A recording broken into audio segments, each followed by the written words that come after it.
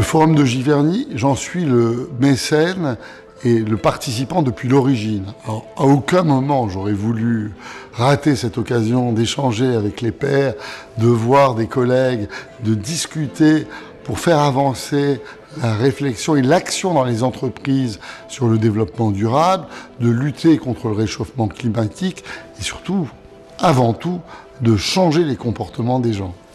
Ce qu'on constate, c'est que l'agriculture régénératrice, c'est quelque chose d'absolument indispensable si on veut que la consommation alimentaire change. Pourquoi? On s'est aperçu que 86%, retenez bien ce chiffre, 86% des émissions de carbone du marché sont liées à l'amont agricole, à la production.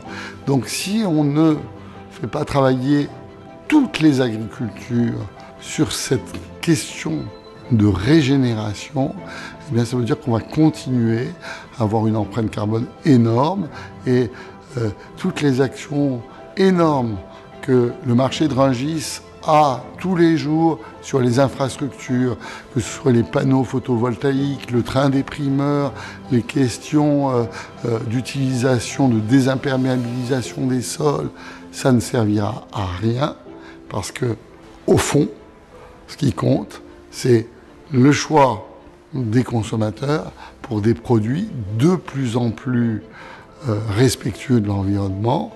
Et donc ça demande que nous ayons une action collective. C'est la raison pour laquelle nous faisons Agoralim en Val d'Oise, c'est-à-dire le nouveau marché d'intérêt national du Val d'Oise qui va permettre de nourrir de façon plus écologique de la ferme à la fourchette les consommateurs d'Île-de-France. Et c'est pour ça qu'on va développer un référentiel avec l'AFNOR pour dire ce que sont des produits plus durables, mais comment faire bouger nos clients, qui sont les grossistes, les producteurs, les transporteurs. Eh bien, on a deux idées fondamentales.